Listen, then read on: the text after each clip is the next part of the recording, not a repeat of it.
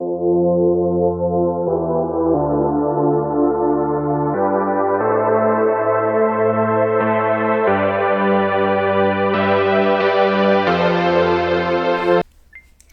there, it's Stephanie Shea, Chief Astrologer for janspiller.com with your monthly horoscope, and this one is for you, Aries.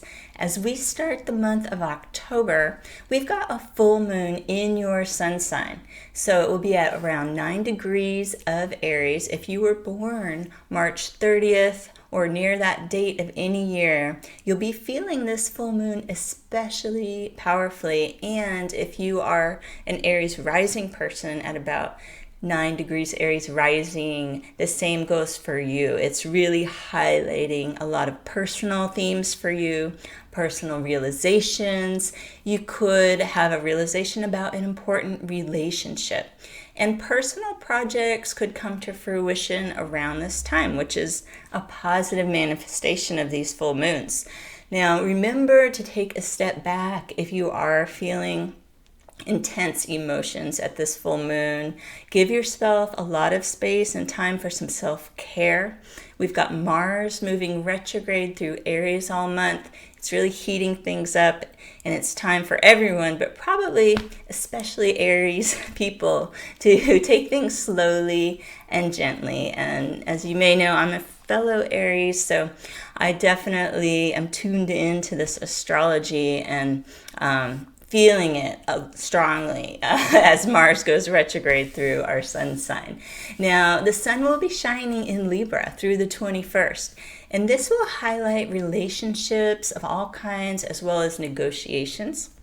It's a great month to see all sides of a situation and work to achieve harmonious outcomes. So that's a nice thing happening all the way through the 21st, is this Libran energy coming from the sun, reminding us, although there's a lot of powerful Aries going on, some of it a bit out of balance with this Mars retrograde, we remember the other side of that, which is Libra, and that has to do with hearing what other people have to say, considering their needs as well as our own, and finding a balance. So we've got that going on. On the 22nd, the sun will move into Scorpio.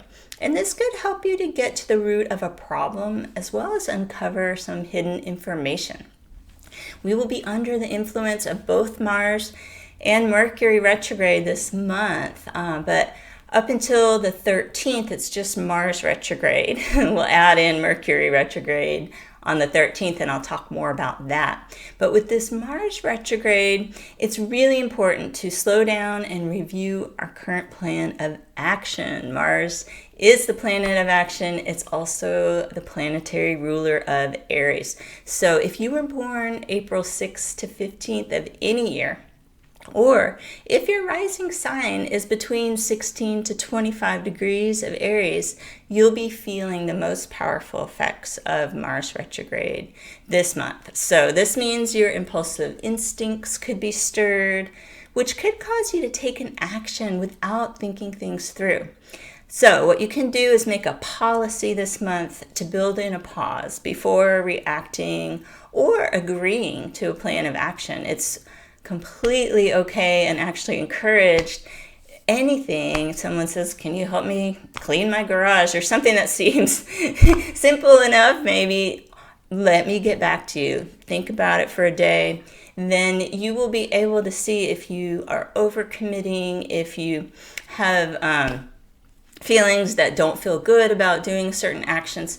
You know, the garage is kind of a silly example, but I think you know where I'm going with this. So try to build in that pause and use the coming weeks to focus on yourself and what you need in the present moment.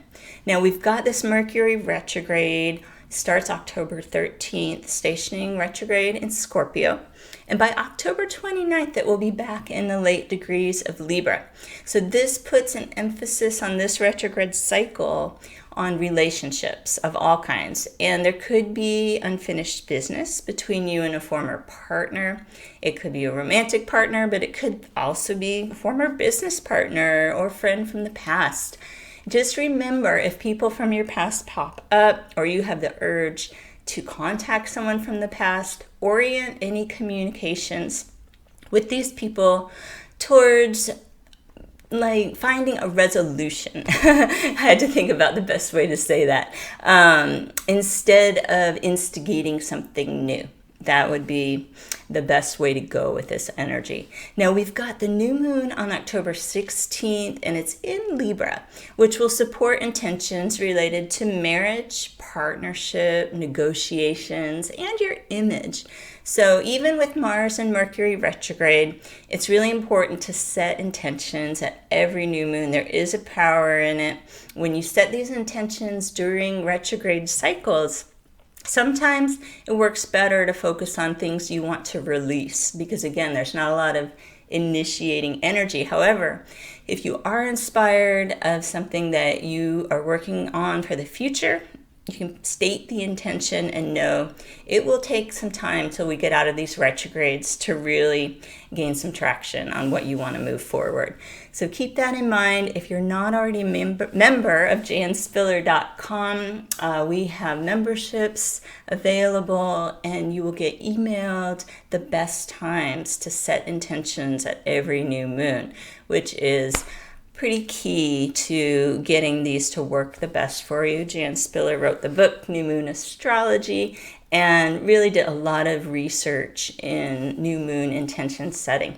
So I encourage you to check out the janspiller.com website and memberships. Now we've got our second full moon. Again, this is really rare. We usually only get one full moon per month. We've got the second one on October 31st in the sign of Taurus. And this full moon is combined with a high intensity conjunction to Uranus.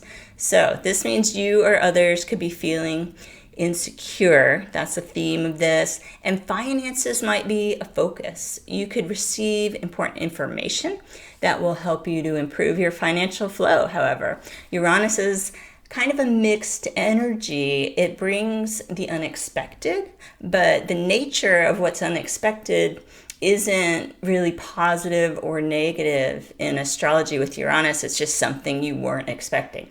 So you could be just as likely to have something positive happen financially as you could have a setback that you weren't expecting. So it's best to be very conservative with your spending under this astrology, just in case.